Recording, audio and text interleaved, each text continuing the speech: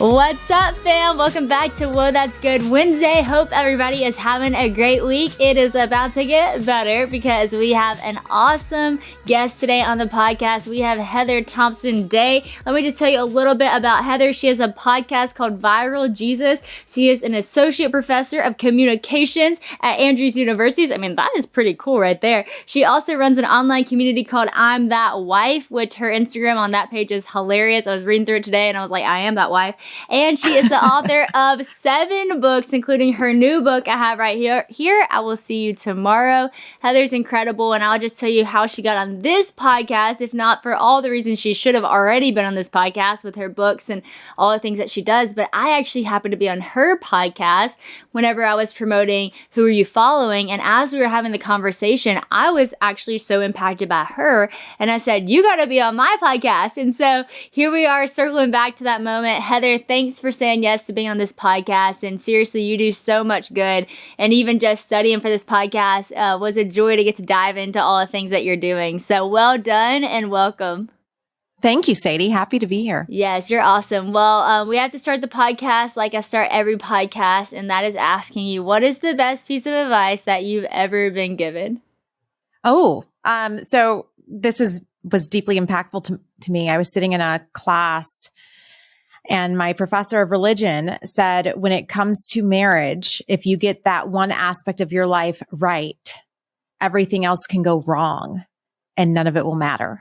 Wow. But when it comes to marriage, if you get that one aspect of your life wrong, everything else could go right and none of it will matter. And at that time, I was engaged to be married and I ended up calling off my wedding. Wow. because of that quote. Oh, so my deeply word. impactful in my life. Wow, that is so good. Like, I can attest just being married. It's so true. When our marriage is thriving, like, it really does not matter what else is going on in the world. Like, my job could be hard, this could be hard, but like when our marriage is good, like it's great. But if our marriage is rocky or we're going through a hard time, it's like nothing else. Like, I can't focus on anything else. Nothing else matters. Even if it's like success and this, it's like, it just pales in comparison to the importance of that relationship being steady. And so that is such good advice. And then the fact that you heard that and took the action to go end it is just huge. So before we even get into anything else, we have to talk about this because this is like huge. Because so many people, when you get engaged, they fear breaking something like that off, but it's so important that you get that thing right. And so I actually had it in to ask you, literally towards the end of this podcast, but I'll ask you now, like when you're in a relationship and you know it is not one that you need to stay in, how do you have the courage to get out like you did? Because that's no small thing. This is a true story. I didn't. Wow. So I called off that wedding 2 months before the wedding, but here's the truth of what happened is my dad was going out of town and he said, I have a bad feeling. I think you really need to pray about this. And he had never said anything negative about my fiance at that time before. And they left. I was still living at my parents' house. I was 22 and I went into my room and I prayed and I said, God, this is the person I have chosen. If this is not the person that you've chosen for me, will you please end it? Because I don't think I can. And that was my prayer. And I'm not kidding. Within 2 minutes of saying that prayer, my phone rang and it was my incredible fiance and he was calling to break up with me. What? And we had not fought that day. I mean, we were kind of one of those couples that like break up to make up to break up. It feels so good to be in a relationship so wrong. We were kind of one of those couples, but we weren't even fighting that day. And so I just knew he's going to call me back and try to get back together. But I knew that God was saying, this ain't it, sis. Wow. And so I never went. Here's the truth too. That same night, I'm crying in my bed, 2 a.m. And I say, God, can you just have mercy on me? I have all these bridesmaids that have dresses that they're not wearing. And I'm crying at 2 a.m. and my phone rings again. And I think it's my fiance calling to get back together with me. And I answer the phone and it's my husband, Seth Day, who wrote this book with me. And I had given him my number 2 years prior. He never called me. He had a girlfriend. He calls me on the exact night I call off my engagement and I have been with him ever since. What? That is a true story. What? This is the best start to any podcast I have ever had. This is crazy. So he just randomly calls you? He kept my note with my number that I had actually passed to my mom to pass to him, which is horrible advice. Don't ever do that. But he kept it for 2 years. Wow. And he said, I felt like I should call you. And I'm sobbing in my bed. I didn't know, like, it's not like the heavens parted and God was like, this is your husband. Of course. That didn't happen. But I knew God had sent me a friend in my loneliness. And he drove down the very next day and we went and sat at Lake Michigan and I just cried and we talked. And then he came back the next weekend and the next weekend and the next weekend. And here's the thing too about my ex-fiance, I ended up having to get a restraining order against him.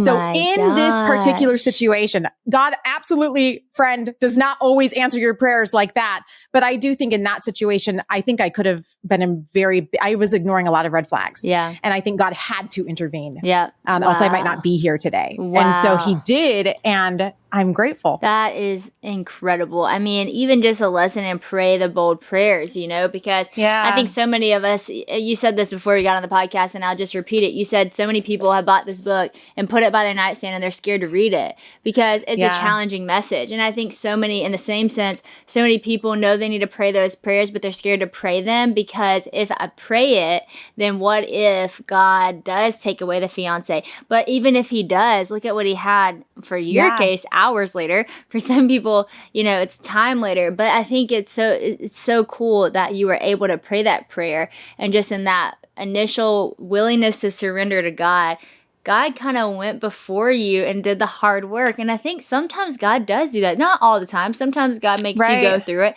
But even with the prodigal son, I love the story about how he's coming back to the father and he was a long way off, but the father saw him. And I just think about how kind that was of God for the father to run after the son, because the hardest part of the journey would have been for the son to have to knock on the door, But God met him before that. And so the fact that even your fiance broke up with you, that would have probably been the hardest part. But thank God that happened. And then your husband now calls you. Like, that is just like the craziest thing ever.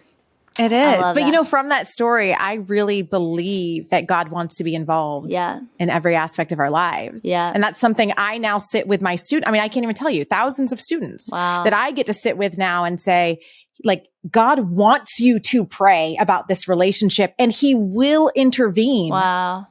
God hears you. That's cool. That's so cool. Oh my gosh. I love it so much. And I just have to say, I was in a relationship similar that you were in, and how you said, we break up to make up. And I always said our relationship was kind of like the song, like, I hate you, I love you, I hate that, I love you, like all this stuff. And I'm like, if your relationship looks like that and you're dating, that's not a healthy thing, and I think it's good to just realize that's not the way that relationships were intended to be. I love with Christian that I just love him, It's not, I love you and we're going to have all this drama. It's, I just love you. And it's a and for simple, who you are right powerful now. love. Yes. It's so not, I was always looking for potential. Yeah. And I remember my dad saying to me, stop looking at someone's potential. If nothing else ever changes, are you going to be happy 10 years from now? And that was very challenging to me because I kept looking at all this wonderful potential that this person had. Wow. Yep. I did the same thing. That's so crazy. This is such good advice. Somebody's listening to this and we are jumping on your toes right now.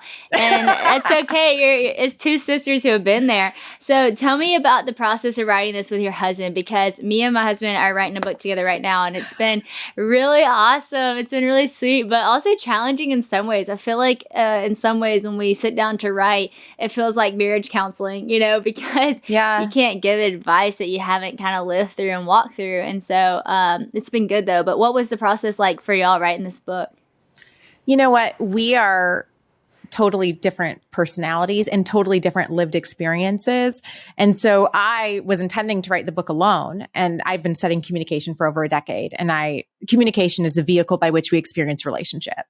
The quality of your communication has a direct link to the quality of your life. This is research. This isn't my platitudes. Wow.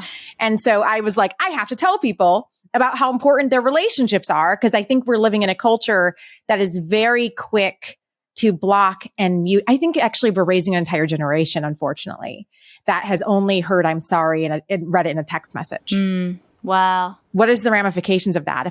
If people aren't even looking me in the eyes when they say it and I have to get a text about it. Wow. So I really want people to understand how important relationships are to how I now see my life. And so I'm telling all this to my husband. I'm excited. And he's like, Heather, it's not that easy. He's like, it's not that people don't want it. It's that we have experiences it's going to make me cry because I know it, from his background, what he's talking about, but wow. Experiences that make it very hard for me to put myself out there again, experiences that make it very difficult for me to trust you, experiences where if you say something that triggers something from my past, I can't help it. I run. Like he said, people, it's not that we don't know what to do. It's that we don't know how to do it. Right. And so as soon as he said that, I said, will you please write this book with me? Because it would be half a book if I only went through my life experiences. And I think there's so many people that would never relate to me and will only relate to Seth in this book. And so many people that wouldn't relate to Seth, but would relate to me. This month, it seems like all things are happening at once. A wedding, Christmas, passion, everything's just happening at one time. So staying healthy through it all is important, and that's why Athletic Greens is great for our family.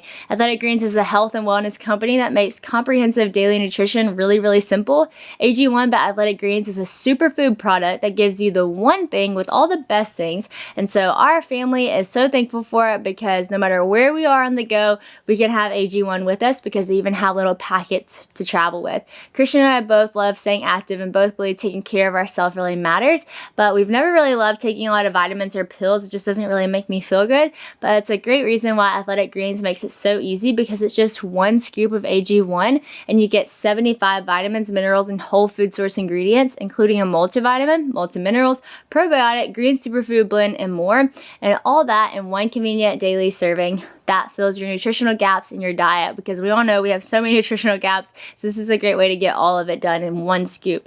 It also supports energy and focus and helps with gut digestion and supports a healthy immune system. So you can basically replace a bunch of products and pills with just one easy, healthy drink. Christian is not the only one that loves it though. We shared it with his family and now they're taking it too. And what's not to love about all this healthy stuff? AG1 is great whether you're keto, paleo, vegan, dairy-free, or gluten-free. And it contains less than 1 gram of sugar, no GMOs, no nasty chemicals or artificial anything. What I love personally the best about Athletic Greens is their vitamin D3 plus K2 liquid drops. I've always been big on vitamin D. It always just makes me feel so much better. Anytime I've been sick and I've been like, what's wrong with me? I've noticed that I'm low in vitamin D, and one bottle of this contains 600 servings. So this stuff lasts. So if you take vitamin D, this is a great way to make it last. And it's so convenient because you can put it on food, mix it with liquids, or take it straight up. No pills to swallow. It's such a great way to look out for your heart health, your immune system, and your bones and teeth. To make it easy, Athletic Greens is going to give you an immune supporting free 1-year supply of vitamin D, what a win, and 5 free travel packs with your first purchase if you visit athleticgreens.com/woe today. Again, just simply visit athleticgreens.com/woe to take control of your health and give AG1 a try. That is so cool that y'all did that together, and I love that when you came to him, that would be so me and Christian, my excitement and passion, and I got this message and it's so good and blah, and then Christian be like, okay, so let's think about how does that relate to everybody, and I'm like, do we need to think about it? Okay, yeah, we need to think about it. Right. And so I love that y'all even have that in your marriage and that y'all are creating this book together because it does bring two different perspectives that I'm sure just his side and your side deep in the book to a place that it wouldn't just be with just one. That's why the Bible says 2 are better than 1. And That's I think right. when you come together, like it really is true. So I want to talk to you about the fact that you study communication for so many years, because even just saying that is like, it makes me want to sit with you all day and ask you a million questions. So I would love what it. is that? What does that even look like? How did you get into that? And what does that look like to study that for so long? Yeah. So a lot of people don't understand what communication is, but essentially I always say communication is relationship building. It is the study of how do I connect an organization to the target market that this organization is trying to reach? How do I connect people? For me as a Christian, when I started realizing that there were theories that could help me better connect to other people, I was so excited because I realized I could better connect my generation to the church and to God, who has absolutely transformed and changed my life, right? Wow. I don't think it's that people don't want theology. I think it's that we have really poor communication. Wow. As Christians often. It's true. That is hindering the gospel that was supposed to set us free. It's true. Right? And so here's one example. We don't win arguments, we win affection. I teach persuasion. A lot of times what we do when we want to convince somebody of our point, right? All lives matter, Black lives matter, guns, no guns, whatever point it is, whatever argument you're trying to make, you think if I just give you all the stats and figures, you'll get it. That's not how we work. We actually don't care about stats and figures at all. We don't win arguments. We win affection. Wow. How should that change the way I communicate? How should that change the way I talk to you about God? Wow. What if you don't win an argument with somebody's head about who God is? What if you win their affection first? That's good. And now I'm able to even receive what you're saying to me. That's good. So yeah, there's so many things in comm theory that I think would be so helpful, and I believe has been helpful to my students, at least, in how we share the gospel. That is so good. And I think even just as a mom of a 19-month-old, it's interesting that even you saying that, I'm thinking about that in our situation with me parenting her. I don't know, maybe you know this because you study stuff like this, but I've heard it said that whenever a child gets so upset, they're so upset that they can't even, like, their brain shuts off to being able to, like, compute what you're saying. So basically, the other day, I'm telling Honey, sit down on your booty. Sit down on your booty. If you do not sit down, she was supposed to be in timeout. She would not sit down. She's so out of it, crying so hard that, like, she couldn't hear anything I was saying. And I realized, like, okay, she's not, like, getting it when I'm, like, saying, like, a direct, like, you have to do this. But, like, if I say, hey, like, here's the thing, you tried to do this and that was going to hurt you, you know, and I just start, like, loving on her and, like, being a little bit sweeter in the way that I'm kind of more winning her affection, but also disciplining her, and at the same sense, it's like she's able to understand a little bit better. And so that's really interesting because I feel like toddlers teach us a lot about the nature of who we are. And so, like, our instinct is to, like, you know, resist, like, when someone's telling you, like, you should believe this or you should do this or whatever. But when you see somebody who loves you and they care for you, and it's like this whole different way of receiving something. And so that is so cool, just hearing that while I'm watching myself parent, you know, a 19-month-old who doesn't know how to control her emotions yet. That's so interesting. Gosh, communication is such an interesting topic. And I feel like you're right. I feel like we don't understand probably half of it whenever you start to explain. I have a question that I'm curious about. So my husband, he would say he's not great at communication compared to me. He's always like, well, you are a professional communicator, so it's not fair. You say things better than I do or whatever, even in an argument or whatever. Because I'll be like, I wish you would have said it like this, you know? And he's like, well, sorry that I can't form my words perfectly or whatever. And I shouldn't put the pressure on him to do that.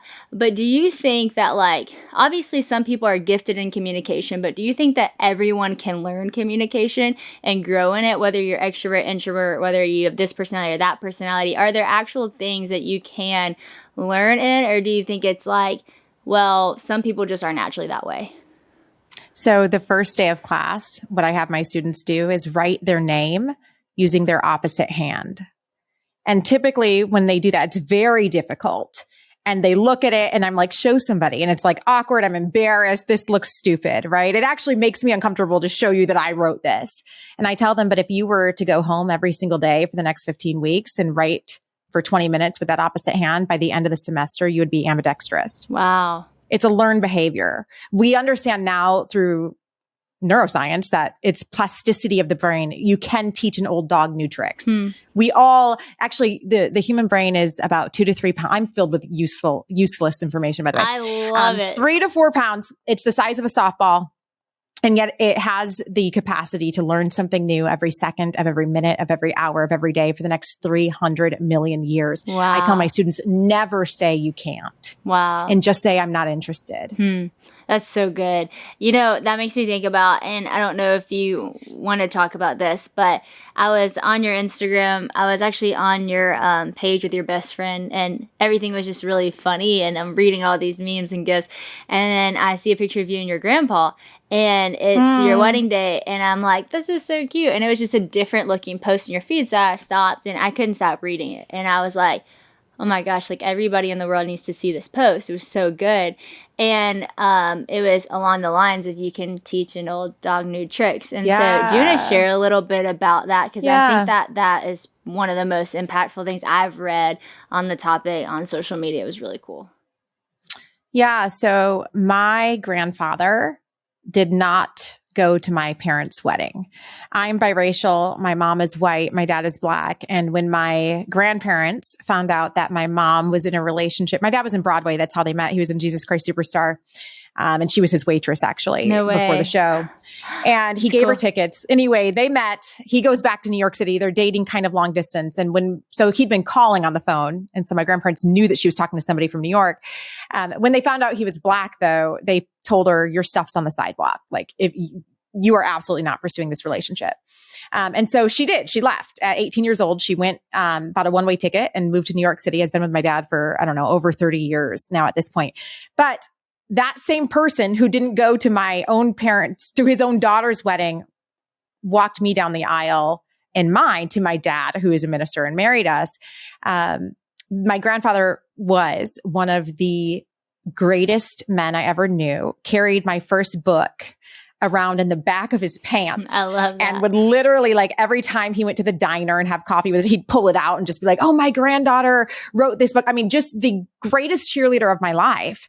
And it is so hard for my brain to even compute that he's the same man who didn't go to his own daughter's wedding. And so in that story, I'm just saying grace often belongs to people who don't deserve it. Mm-hmm. That's why it's grace. And my grandparents obviously repented and changed. My parents were able to accept that apology and change. And it changed my life because I grew up with my grandpa as another male figure in my life. That's why I can call off my wedding engagement, because I know what real men look like. Yeah, that's powerful. Right? Yeah.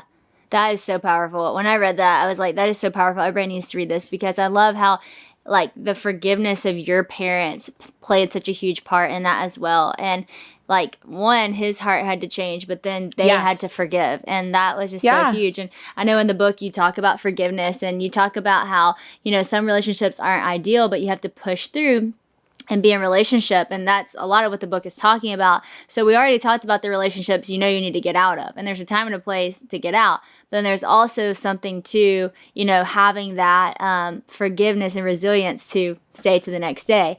And so how do you fight, and how do you know, like, okay, this is a relationship I need to get out of, and this is a relationship I need to fight for?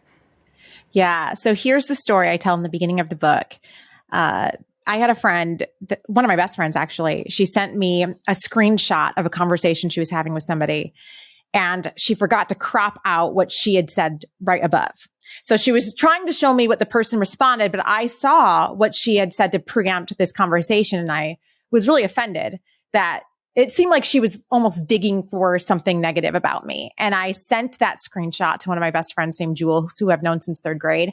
And I said, like, I should call her out, right? Like, this is wrong. She's talking about me. And my Jewel was like, yeah, you can do that. You have grounds. And then she goes, or you could choose to look at this incident in the scheme of the 10 plus year friendship you have. And you could decide, is this an incident or is this a pattern? Because incidents, I think, Heather, can be forgiven. Patterns absolutely should be broken. But which is this? And so I never said anything to this friend about how I felt when I saw it. And I've never had another incident. Wow. That's right. Good. So this is this is a communication thing, but people will use words toxic. We say everybody's toxic right now. And words mean things. Yeah. Right? Like toxic means that every time I take a drink of this water, every time I'm in this relationship, I'm being poisoned. Wow. Every time. I think often maybe there's poison in the well one time, and the person has done the work and they've excavated it, and they're sorry, and they've tried to remove the poison. It's not there anymore. But every time I'm around you, I say, well, they're toxic because of this one thing that they did. I think we have to be careful, because the only thing you will ever have in common with every single person around you is that neither of you will be perfect. Yeah, that's good. And in that, how do we not approach? I've been the bad friend, Sadie. Yeah. I've been the jealous friend. I've been the bitter friend. And I'm so grateful that I have friends like Jewel and Scarlett, who you mentioned earlier, who will forgive me for that. Yeah. That's right? So There's not good. Patterns, but there has been incidents where I've messed up. Ever since I was little, I've always loved to learn. In fact, true story, my childhood crush was in fact Walt Disney, because I just thought his ideas were so incredible and I loved his way of thinking. I know I was a weird kid, but I've always loved learning from creative thinkers and people who dream big, which is why I love Masterclass, because there are so many ways to continue learning or developing a new skill. With Masterclass, you can learn from more than 180 of the world's best minds anytime, anywhere, and at your own pace, which is honestly such a gift that we even have this. I actually got to learn from Serena Williams herself and how to improve my tennis swing. You can improve your cooking skills from renowned chefs. You can learn how to write books from leading authors, so many different things. So with Masterclass, the great thing is the thing you've always wanted to do is a lot closer than you think. I'm on the go a lot, so I love that you can access Masterclass from your phone or when you're in your office, at your house. You can also use your laptop too.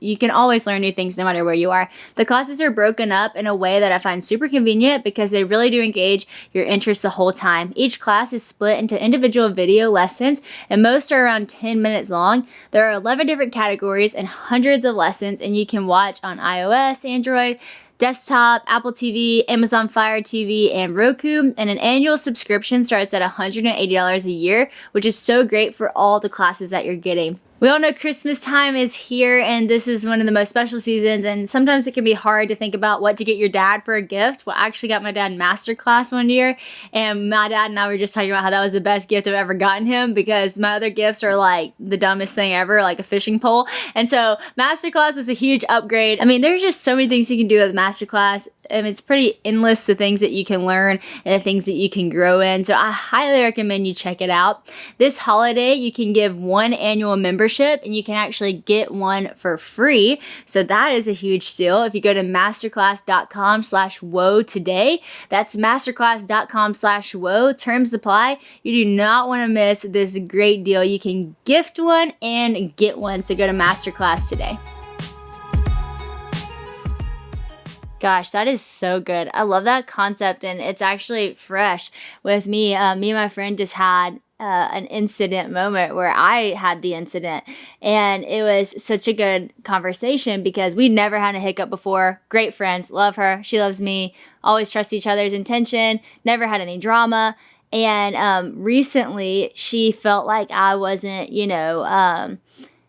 giving my all, I guess, in our friendship. She felt like I was just not kind of showing up for her the way that she wanted me to show up. And it kind of came from, it was a day that was meant for her, and I was a little bit more distant, and she was offended by that. And so she got upset, and it was this whole thing.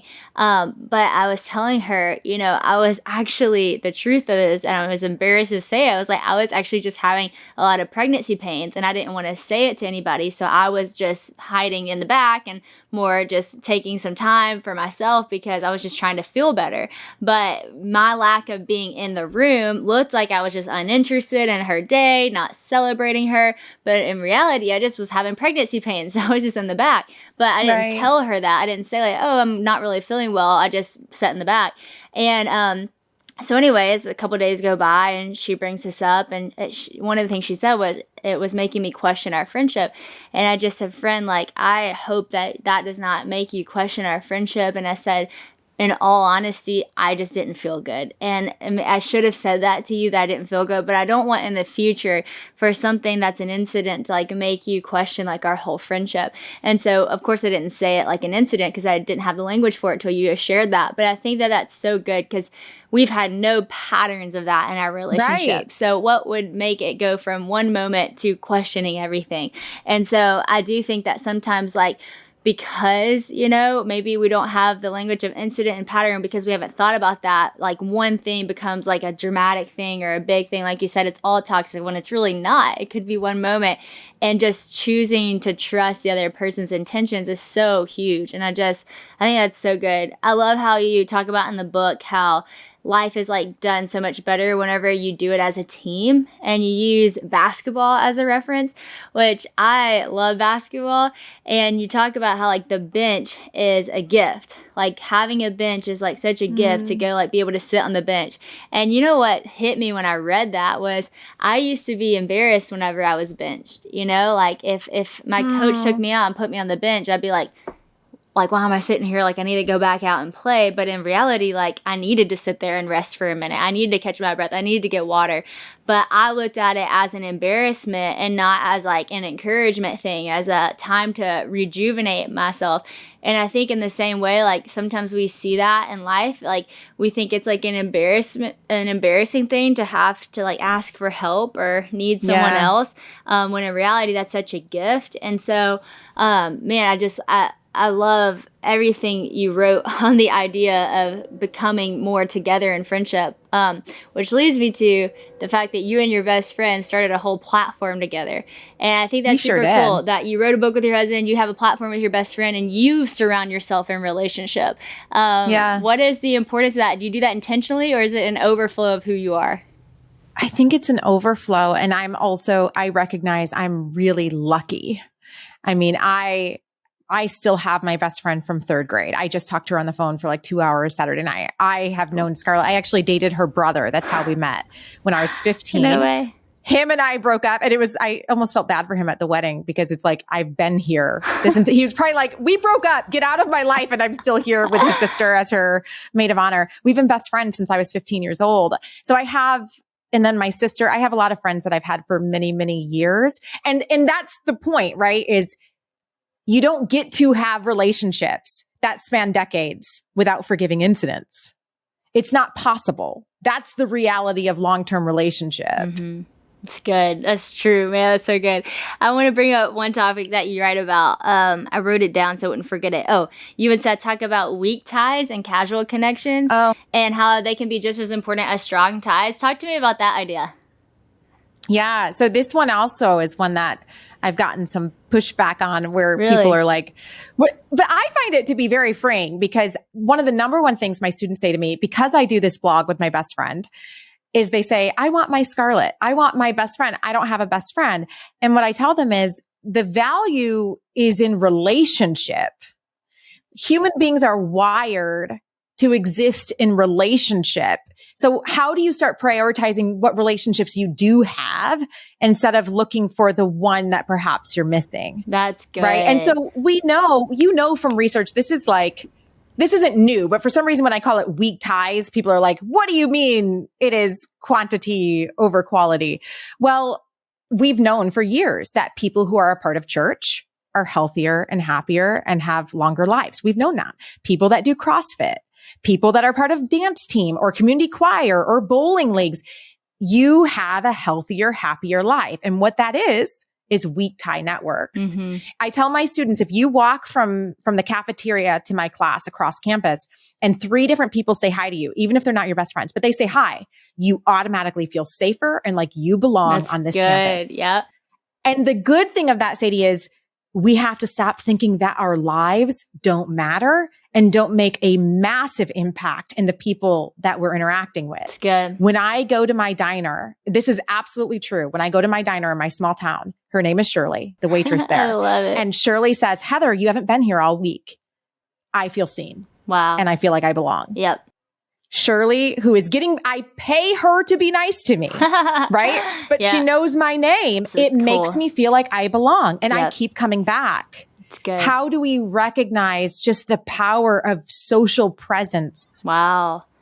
That is so good. I love that so much. I want every one of my friends to hear that. I want everybody listening to hear that. We have so many college students listening to this. And what I've found to be a struggle for this generation, and I think, or that age group especially, and I think it has to do with a lot of social media and a lot of relationship shows and everything, is that like the desire for a husband is so strong, which is a beautiful desire in and of itself. But whenever it is so strong that they think like they have to get married, and until they're married, then what's their purpose? And until they're married, then nothing matters and all this stuff. And I think what it does is, because they feel like, oh, I don't have a husband, they miss like everything that they actually do have around them. And I've actually told a few girls who have worked for me, I've had a couple girls who have moved here to work for me, and we live in a small town. So when girls work for LO, they have to move to West Monroe, and I've heard 3 different people say, I'm just scared I'm never going to find a husband here. It's too small of a town. And I always encourage them and I say, friend, I really hope you can surrender that fear to the Lord, because that fear of not finding your husband will take you out of this job. It will take you out of this community. It will take, because I've seen it before. Because when you get so fixated on this one thing you don't have, you miss everything that you do have. And I have found that normally when you surrender this idea to God and say, God, I desire this, but it's going to come in your timing, typically that's really when the husband comes, Yeah. And that's what it was for me. It's like when I finally was like, hey, I'm just thankful for where I'm at. I literally met Christian on the beach the next day on vacation, And so again, that doesn't happen all the time, but I do think that sometimes we say like, oh, we want a best friend and we don't have a best friend. We don't have anybody. We want a husband. We don't have a husband. We don't have anything, but actually like, there's so many people around you that love you, and community is so strong, and you can find that love from relationships, in other ways. And so I love that message. I think what you're saying is so good.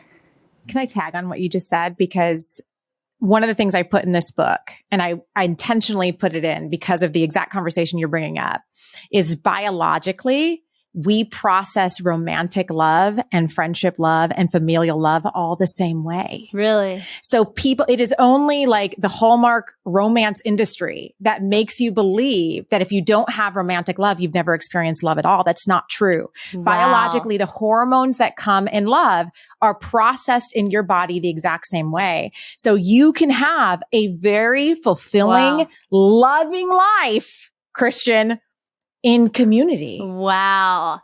I love that. That's so good. Gosh, I'm so glad you said that. I'm so glad people are going to hear that. I think that's going to free so many people in this fear that they're missing out on this, huge thing in life, and they've never felt love. And, not that, again, that's not a good desire to have, but you can feel love. And so that is awesome. That's so good.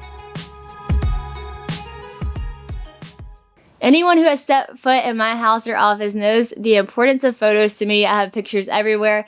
I love capturing Honey as she's growing up, and photos of our family really do cover our house. So if you could see my camera, you would just have to trust me. It is very full. I got thousands and thousands of pictures. I just love capturing moments and just don't want to forget the moments of life. So if you're like me and you take millions of photos that sometimes, make it somewhere and sometimes don't, they can actually live inside one gorgeous frame with Aura frames. This is like the best invention, especially if you're a lover of photos like me. Here's an easy idea to spread a little more joy this holiday season. Aura frames for everyone. It is named the #1 Best Digital Picture Frame by Wirecutter, The Strategist, and selected as one of Oprah's favorite things 3 years in a row now, which is no small thing. Aura frames are the perfect way to keep all your favorite faces in one beautiful place, and it is really simple to use. You connect your Aura frame to Wi-Fi and use the free Aura app to add unlimited pics and videos from anywhere in the world. Invite friends and family on the app and have them comment, heart, and send your new photos to your frame. You can even preload your Aura frame with favorite photos and personalized video messages, and there's no need to wrap it because every box is ready to give. One thing I love each year is gift giving, and the Aura frame is one of my faves. It's definitely going to be a great gift for anyone, especially mom, grandma. I'm sure that they would love this and have something to do with all the thousands of pictures they have of their kids or grandkids. Listeners can save on the perfect gift and get up to $30 off Aura's best-selling frames. Just go to auraframes.com/woe. That's AURA frames.com/woe. These frames have been selling out every December, so you want to go ahead and get yours now before they're all gone. Terms and conditions apply. I mentioned social media, and we talked about social media a lot on my podcast with you because we were talking about my book. But have you noticed, just in teaching communication, a difference in the way we communicate since social media has began? What are your views on social media as far as good communication goes through it and bad communication? And just give a little bit of advice and guidance when it comes to all things social media, which I think you crush because you do have a blog, you have a podcast, you have Instagram. I mean, it seems like you're doing a pretty good job with social media. I would just say, as far as guidelines, this is just true of social media in general. Social media, the first word is social. Social media is meant to be social. It's about building relationship. And I think if we go back to using it as a tool to better connect with others, it's often become today like a form of me broadcasting where I'm not actually in. So the definition of narcissism is that we don't want love. We want adoration. Wow. And so my fear for myself, I'm talking to Heather, and if it fits, put it on to whoever's listening. My fear is that if I don't use social media as a tool to gain relationship and connection, I'm literally training myself in narcissistic tendencies and behaviors because I'm not looking for relationship, and I'm just looking for adoration. Wow. And I think that that's hard as a Christian. So there's so much to balance there, but I would just say also be aware that the closest to God somebody else may ever get is you. Yep. And somebody is defining their idea of who God is based on what you post and what you say and how you interact with others, because you're the only Christian that they know. Yep. So unfortunately and fortunately, how do we take ownership and accountability of what it even means? Words mean things. Yep.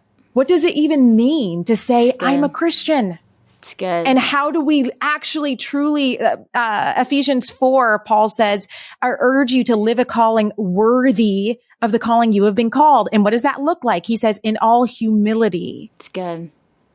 Bearing with one another, making every effort to make the unity of the Spirit through the bond of peace. That's what it means to be a Christian. This is not an easy call today, where it is so much easier to say, you're canceled, you're blocked, you're mute. Right? What does it mean to make every effort to keep the unity of the Spirit through the bond of peace? Wow. That's what it means. Wow. How many of us are actually living out what it means to follow Christ? Words mean things. Good. Gosh, that's so good.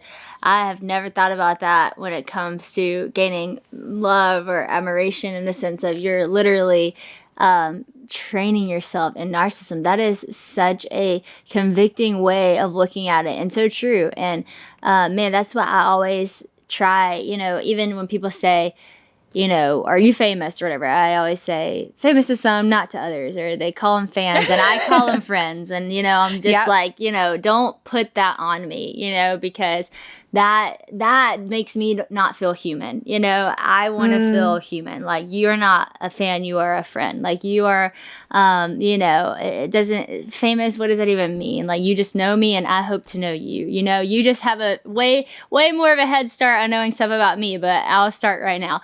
And so I just think that sometimes, like, maybe the world is set up in some sense to give praise or too much glory to certain people. But I think that if you're in the position, like, you do have a part to play in it. Like, you can choose to receive that in the sense of, like, look at me, I'm awesome, I'm great, I'm going to receive it all. Or you can choose to, like, deflect it to the glory of God and say, like, you know what, like, that praise is for God, but, like, I can be your friend, And so I do think that we have a part of receiving it, and we have a part of giving it. Like, are we going to try to receive love? Are we going to just try to receive likes? Are we going to give, out this idea of we're awesome, or we're going to give out this idea of somebody, God loves you, And I do think it's cool, and it's so true that you can be the connection to Jesus. Like, you might be the only person that they follow that is a Christian, and that light could lead them to the love of God. I've had so many people say, not that my podcast, changed their life, but that my podcast led them to knowing about who Jesus is, and that changed their life. And so I just think that it's so powerful that we can use that as a tool. I saw a video of you talking about words, and you talked about, your words carry the power of life and death. Your tongue holds that power. It talks about that in Proverbs. Talk to me a little bit about that, because you mentioned words a lot in this, just through your studies of communication and through the study of the Bible. Like, what have you found with words that really is so impactful? It's funny that you asked that, because I'm very passionate about this very topic. Because, okay, so for example, in Christianity, we use words like righteousness. Mm-hmm. Nobody stops to ask what that word means. Mm-hmm. Yeah. Right? What does righteous, we will say, like, oh, I want you to live a righteous life. What does that mean? That's good. Yeah. How do you define the terms? And the word righteousness, it comes from the Hebrew word tzedakah. And what it means is living in right relationship with God and each other. And again, that's the entire 10 commandments. First 4, love to God. Last 6, thou shalt not kill, thou shalt not murder. That's all. Love each other, love each other, love each other, love each other. Love God, love man. That's the law. Righteousness is to live out the law, love God, love each other. Right? But if we're not defining the term, so this is another thing in communication is 90% of the time when you say the word God, you have something entirely different in mind than me. 90% of the time, even when we're from the same denomination. And Sadie, do we, at least I will only put this on me. I have argued with my non-believing friends, till 2 a.m. in my living room. How could you not believe in God? I never stopped to ask what that word means to them. What if the God they don't believe in is a God that I don't believe in either? Wow. Right? Yeah. But because I never defined the term, we don't realize that we're actually arguing about a meaning that both of us would agree on. So in communication, we call it bypassing. And so a sin is another one. Don't live a life of sin. What does sin mean? It comes from the word hamartia, and it means literally somebody with a bow and arrow to hit the mark. Wow. Living a life of sin means to miss your mark. Wow. What does that look like for me every day? So every day, my first prayer when I wake up, open my eyes, I say, God, I give you this day and all that is in it. Help me to walk into your light. All I'm saying is I'm surrendering my will to you. Help me to hit my mark. It's good. So I tell my students, sometimes they'll be like, I don't know what God wants me to do. He wants you to go to class. He wants you to hit your mark. What's in your hand right now, sweetheart? That's it. Great. Talk to the person in the lunch line, right? Because when we don't look here, sin is believing your life has no meaning. Wow. It means that the mark could be here or here or here. I don't know. I don't care. That's a life of sin. Yeah. How do we start living every single day and saying, I'm here with purpose. I'm not just a person. I'm a plan. And this life matters. And I'm getting to co-labor with God. I'm passing this person on purpose. It's good. How does that change the way I relate to you now? That's how we start living with righteousness, love to God and love to each other, and also avoiding a life of sin. So there's so many different things like that in communication where I say, what does that word mean to you? It's good. What does that look like? Gosh, I'm going to start studying my words. I actually love studying words. Like, I love looking up, like, what's the meaning of this word? Or if I'm preaching something, I just, like, want to know the meaning or whatever. And sometimes I'm so glad you do that. I love that. And sometimes I'll even read definitions during my sermon. Then I'm like, I feel like everybody actually knows what this means, but I'm just going to tell you because it's so much more powerful when you understand the fullness of it.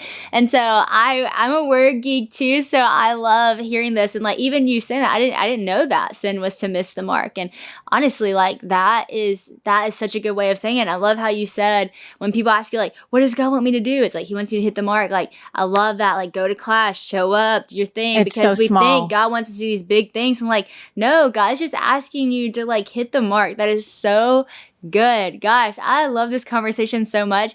You know, I got called out for this a couple weeks ago on my podcast, and it was funny that she called me out for it because my friends call me out for this all the time. They say I had this thinking face, and they're like, you're doing your thinking face. Like, what are you thinking about? And I have had to like intentionally tell myself, like, do not do the thinking face on this podcast because everything you're saying just provokes so much thought in me. I'm like, gosh, this is so good. I want to go study. I want to go learn. And I love when I talk to people that make me want to go learn more. And one, about the Bible, about communication, about everything. So this has been so encouraging. I want to ask you just about the book. You know, this is your 7th book. That's a lot of books to write.